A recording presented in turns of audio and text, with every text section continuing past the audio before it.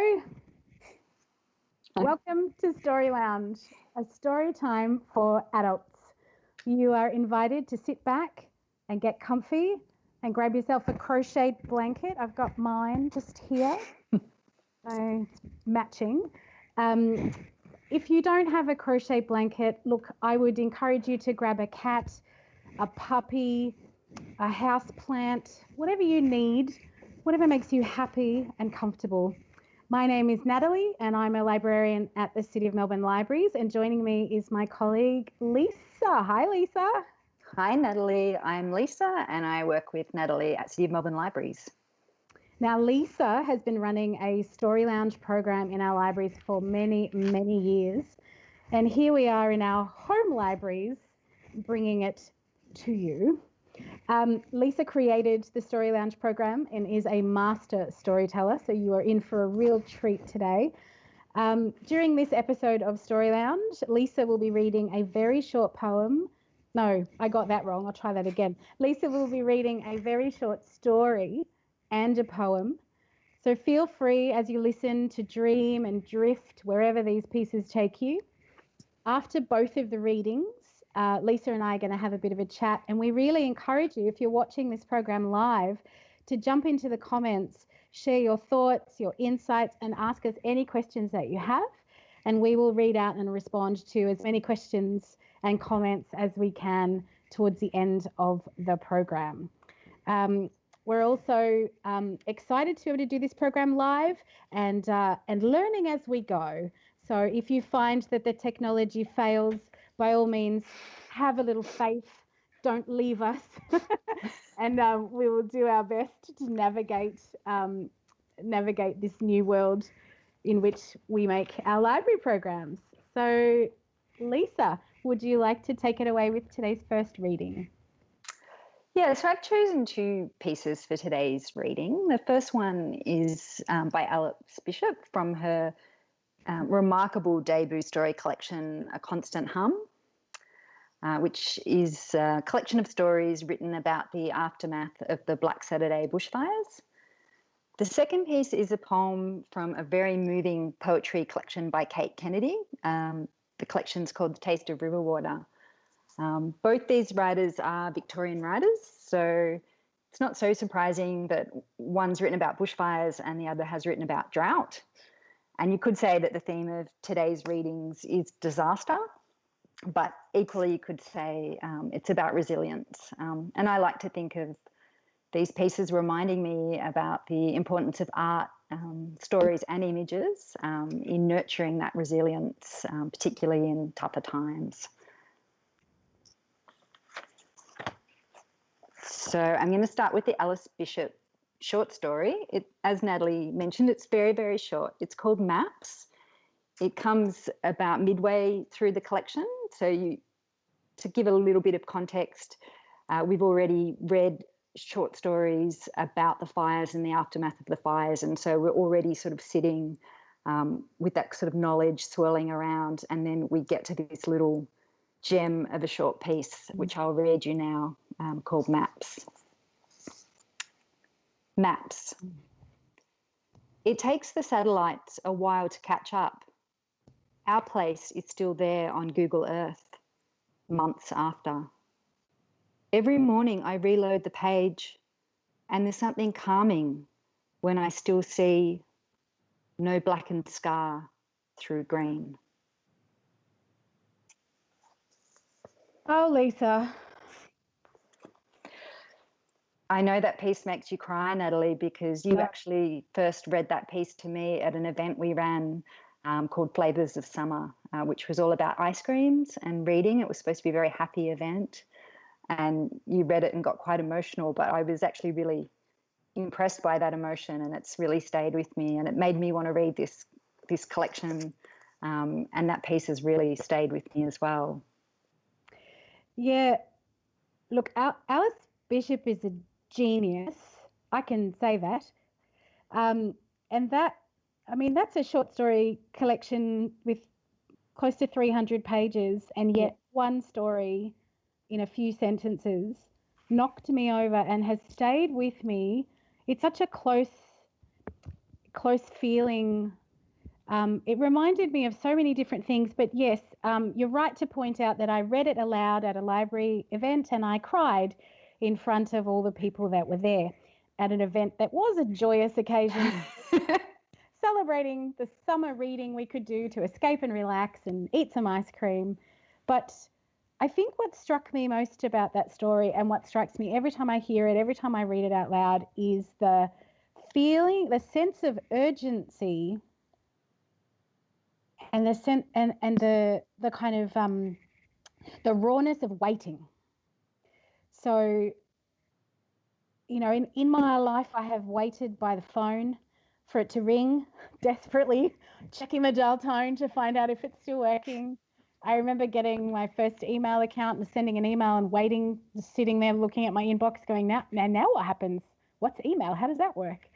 And, in a more kind of recent time, looking at my phone with the 3 dots, I know someone's replying to me, but where is it? I'm just sitting here waiting for it. And so that sense of waiting for something to refresh, but the fact that it's to see your house disappear after losing it entirely from a bushfire is a completely new way of looking at that, that technology refresh that we do many times a day in many different contexts. But to do it to do it and wait for a visual sense of loss, it hit me in the guts, and I can't let it go. And it's such a, like, it's a real tactile, and it's 3 sentences out of an entire short story collection. That, my friend, is why Alice Bishop is a genius. Natalie, I think you've hit on something really important that really good writers do, in that she's taken a detail that we can all relate to, so it's universal in that way, but she's made it so specific to her situation that even people who haven't been through that exact situation can immediately identify with it. We're made really present in that moment. I just think there's something really beautiful in her using that image to calm herself as the narrator in the story, but also as the writer telling that story about watching that image. There's sort of a bearing witness to these little moments, and this is a moment after the disaster. So for me, it gives me a little bit of hope that there is an after the disaster, and that there are these sort of quiet, reflective moments that art can capture. And I don't know, there's just something about going through them with art that makes them feel a little bit better.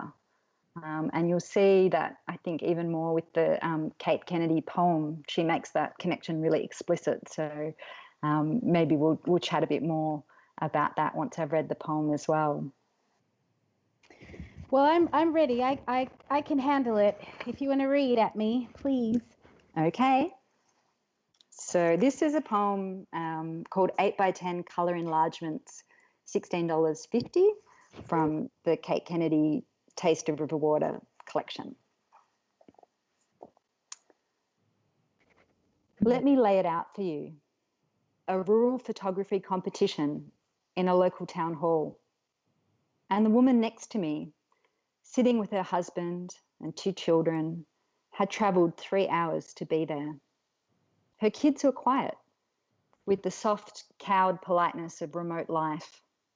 A farm up in the lonely, dry stretch of the Western Districts.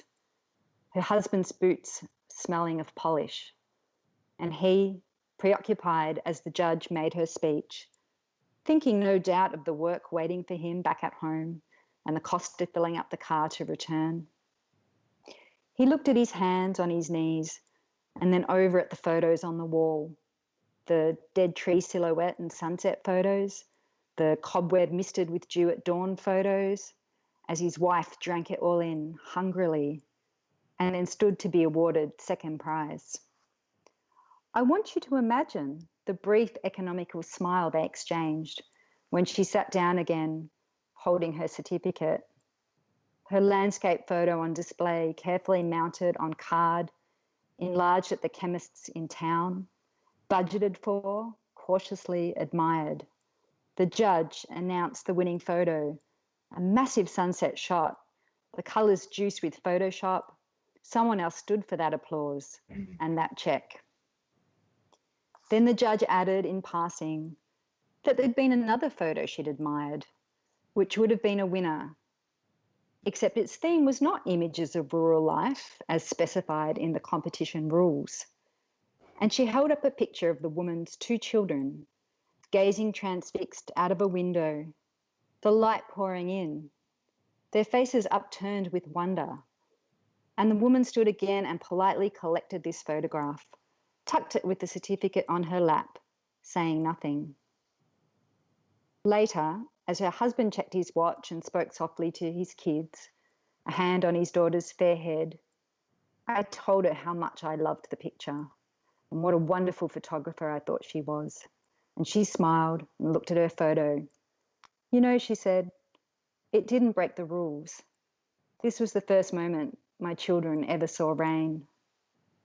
They left then, back to their car, to the long drive home, to the big bone-dry expanse of land beyond salvaging, with the second prize certificate and so few words between them. No speaking up, no protest or complaint, no claim of being wronged or misrepresented. But I think even now about how the light streamed onto her children's rapt faces, the tired love in her husband's hand, and her running to find her camera and frame it, the smell of the rain-marked dust, rare, momentary joy. They left, and all this passed into silence, unremarked and unacknowledged. That's why I'm telling you now. This poem always makes me cry as well. Yeah, goodness. Yeah. Well, you know, reading brings joy and it also brings the realization of life. We're okay with that. Yeah. Yeah, swings, roundabouts, lightness, darkness. So Kate Kennedy is a genius. She is, and can I just repeat that last line about it would all pass into silence, unremarked and unacknowledged. That's why I'm telling you now. This is sort of where it reminds me of the Alice Bishop story, this idea that if we don't capture those tiny, still but important moments, they do kind of get lost to history, and it's our artists that are busy capturing and representing those for us, and somehow just making us feel better when we share them. So even though both those pieces tear us up at different times, it's sort of a good tears. It makes me feel less alone, really. Well, you're not alone. You got me. I've got you. Yeah. You've got me. And we also have the narrator of the poem, and who is it? The narrator. Who's the narrator? Yeah. So we don't know. The narrator is someone who has observed this photography competition. Yeah.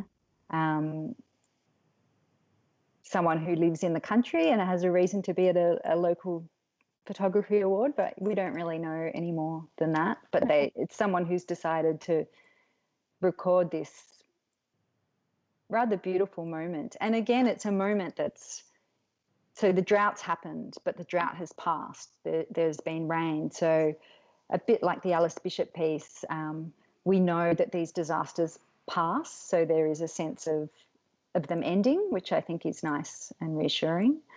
And there is that moment of reflection and passing on the observation, something that they've taken from that time. I like the humanity in both pieces. You've got this kind of destructive natural event that has forever changed the landscape, but the pieces are about the people and the very human experience of, you know, you started by saying these pieces might be about disaster, but they're also about resilience. And I think focusing on the people and their experiences of disaster really, there's strength in that. There's an incredible compassion and connectivity. That's like a marketing buzzword. That's not what I mean. Connectedness? Yeah, that's a much better good word for what I'm talking about. Thank you for having it ready for me. That shared experience and that connectedness between us as readers and these characters, but also in Kate Kennedy's use of a narrator who simply must report back what they've seen. I'm going to say what she's seen because I imagine the narrator as the author. Yeah. Yes, me too. Mm. Yeah. Do you think you would have been able to keep quiet if that was you in the photography competition and you followed all the rules and you had the best photo and you still didn't win? I don't think I would have been as humble and patient as the character in that poem. I think I would have had to say something, even if it was just a little grumble under my breath. But I already got second prize. So I think I would have felt a little bit like I have been rewarded for my brilliant photography, and there's a technicality, and isn't there always a rule that just sucks sometimes? But I think I would have not said anything. Oh, you're much more patient and humble than I am, because I think I really would have shaken my fist at that. I don't know if people who've met me before would describe me as patient and humble, but I'm very grateful to you for using those words about me. I don't know. I guess, yeah, I probably would have, but I don't like breaking rules. Do you break rules? Are you okay with that? Yeah, I'm fine with breaking rules, especially if I think the rules are meaningless, bureaucratic, or just annoying, I guess. Mm. Yeah. But I love that the characters in this poem, it just wouldn't even occur to them to rant and rail against the situation that they're in. And again, I guess that probably speaks back to this idea of resilience, is knowing which battles to fight, Yeah. where to save your energy. Right. They've got to go back and, do all the work on the farm. So what's the point of, getting upset about this competition? But you also can't rage against a drought. I mean, you can, but unsuccessfully, I would argue. And so perhaps they're not rages in that sense. Yeah. Perhaps that's why the narrator has to bear witness to this moment, otherwise it passes without any reflection.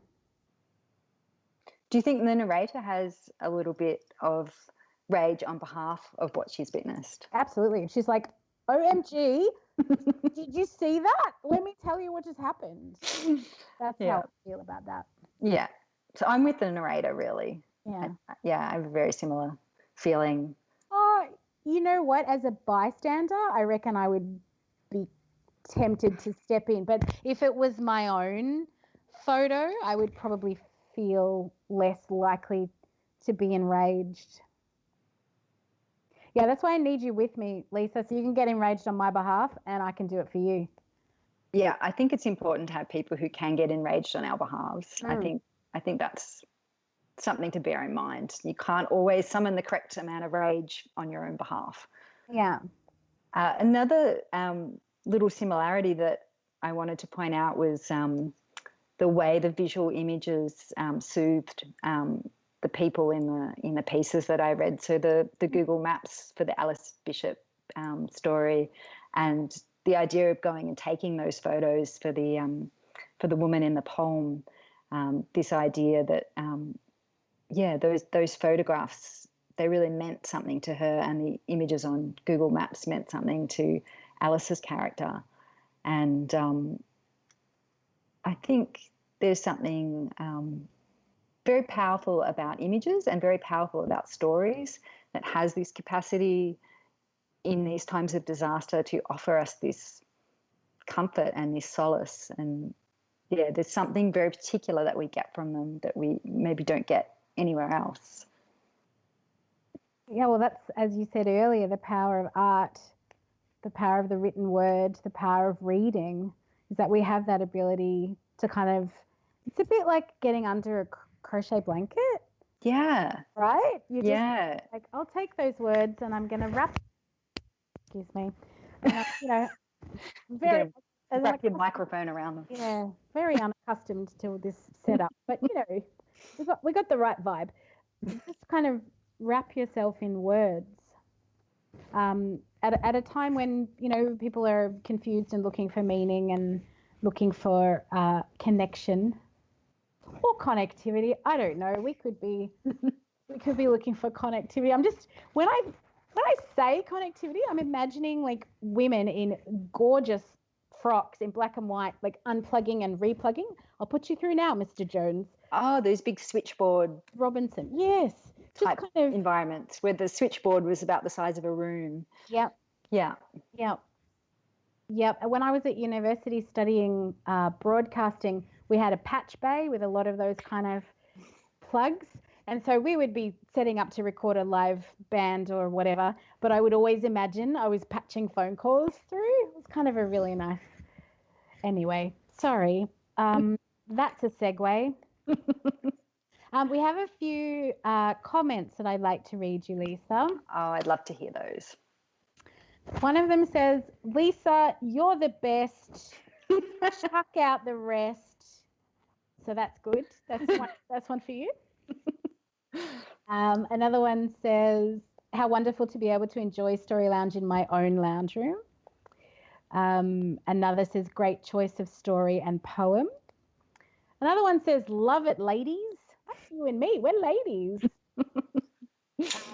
Someone else has beautifully said, what a peaceful environment to click into. And I am happy that we can provide a bit of peace. Our word blankets. Our word blankets. And then there's another one that says, I would have been quiet at the event, but rant the whole drive home. Right? I love that so much because the narrator tells us what happens in the car on the way home and they don't rant and rave. And so we've got that insight into the fact that it wasn't a silent simmer that they were then able to let overflow, but that they took whatever their feelings were about it and kept a lid on it. And our friend in the comments has said, I would not have been able to do that. And I reckon realistically that probably would have been what I had done too. Said nothing at the time, been very quiet and accepting of the rules, and then got in the car. What? And then have a rant. I think our commenter and I are quite similar in that way. What about you, Lisa? I think that's actually a really good point. I like to think in the moment that I might have spoken up, but I think it's actually much more likely that I would have complained to whoever would listen afterwards.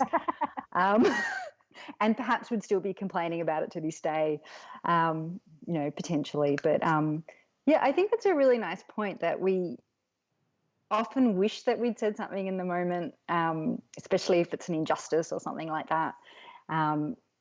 But usually there is a bit of a delay and we can be very polite and very sort of not wanting to rock the boat and not wanting to upset things. But given that opportunity and a little bit of time, we can build up the requisite rage and outrage. Especially if we get a sympathetic listener or just even a captive audience, someone stuck in the car with you. Yeah. I think there's a whole nother poem in that. The rant on the ride home. Yeah. If I was a poet, I would sit down and write that poem right now. Could you write it anyway? No. All right. What if we tried to write it together? No. Not live. I mean. Oh, thank you. You. You just made me break out into a sweat. Yeah, no. I thought we were segueing to a very different show just then. We are segueing, however, into the scripted part of the end part of our Story Lounge program. That's the bit where I say, don't forget, City of Melbourne Libraries has a great range of ebooks and audio books, including some of Cate Kennedy's books. Got Kate's memoir, her novel, and 2 short story collections. That is exactly the segue I wanted, Lisa. Thank you. If you're watching and you're a member of the City of Melbourne Libraries, you can head to our website, www.melbournelibraryservice.com. Head to our ebooks and e-collections page and get amongst that collection. Download, listen, immediately. If you're not a member of the library, you can join up and you will have access to all of our e-collections for free and quite quickly. There are more library videos like this one, unlike this one. I mean, I don't mean unlike, I mean different to this one. Yeah, there's no editing, so this is just happening. So for more library videos, similar and otherwise, how's that edit? Stay in our YouTube channel, click around and grab some other entertainment for your day. Thank you so much for watching our Story Lounge program with Lisa and Natalie. Enjoy your afternoon. Thank you.